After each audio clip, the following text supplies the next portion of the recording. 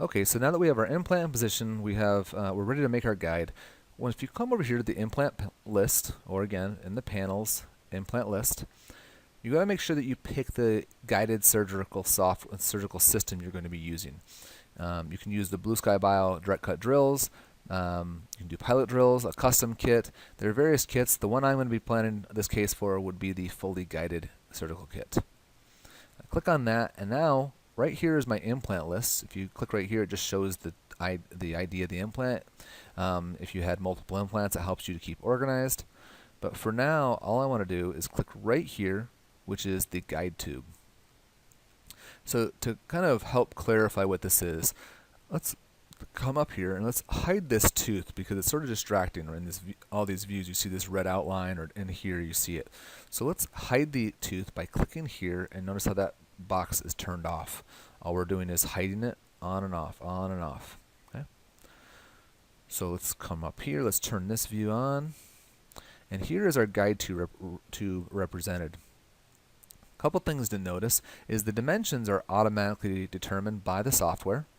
Depending on how you are creating your guide, you may vary these numbers, but for now we're going to stick with the defaults. Also, keep in mind that with the fully guided kit, it has an 8.5 millimeter offset from the implant. Right here it says 8, and why that is when you print your guide or have someone print it, you're going to slide a metal tube inside, and it's going to have a little lip or a collar that keeps it from continuing to slide through, and that collar is 1/2 of a millimeter tall. There are videos online to show you what that means a little better, but basically imagine another 1/2 a millimeter lip, which brings it to 8.5 millimeters, limiting your drill to that depth. Okay. So I can see that this guide tube is not really impinging on tissue too much. Anywhere that it actually touches, it will not actually impinge. The software will respect the model when it makes the guide, and I'll show you that in just a moment. But the important things to note are that the inside diameter, if we look right here, let's look at this view, the inside diameter is not affected much. It's mainly just the outside, just a little bit right there, but we can work with that. We don't want it to be, we'll say, up to here. You know, this is 4 millimeters in height. I don't want it to be less than 2.5, 3 millimeters. But this is very workable. But the outside of it is fine. We don't also want a tooth sticking through here into this area. That will cause a problem. So for now, this is looking pretty solid. So now we just need to come over here to the guide panel, and we're going to create our guide. Now, step back for a moment, or actually, we don't need to do that right now.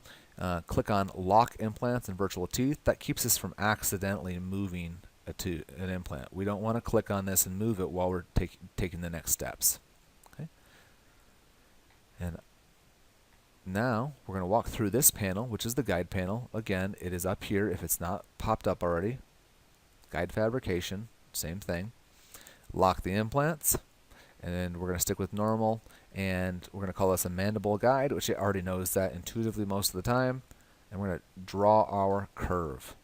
To draw our curve, we're going to press and hold the shift button, and we're going to draw the extent of our planned guide. Come up to the top of this tooth.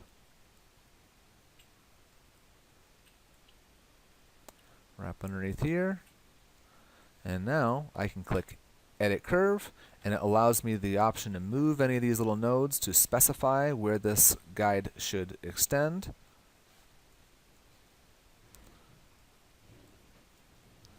Once I have this pretty good, and in my opinion, I like to keep right above the gingiva. It's up to you. Some people like to extend it farther. If you're going to flap, the farther down you have it, the farther you have to elevate your flap. Click right here on Create Surgical Guide. The software is now going to create this guide. Now make sure that if you have hidden by clicking this button, this implant, so this implant disappears just for visualization, make sure you have it on when you make the guide, otherwise you will not have a hole in here. If you don't know what I'm talking about, try it, you'll see what I mean. Okay, so our guide is now designed. The last thing I'm going to do here is I'm going to make a couple reminders to myself.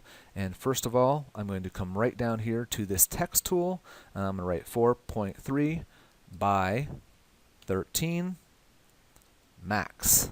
That's a little reminder to myself at day of surgery that this is a 4.3 by 13 millimeter Biomax implant. If I click up, all I have to do is move, the text sits in the middle, move the guide to where I want it, zoom in and out until I have it positioned just the way I want it, click apply text, and there we go. Our guide is labeled. You might also add a label right inside or somewhere else and just type in John, well,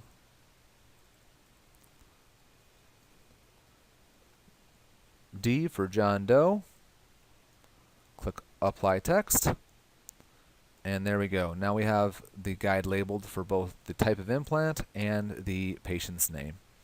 Do that wherever you like, just make sure you're respecting your printing if you're going to be printing yourself. Okay, well, that's it for guide fabrication. In the next video, I'm going to show you how to export it and get it in the print software.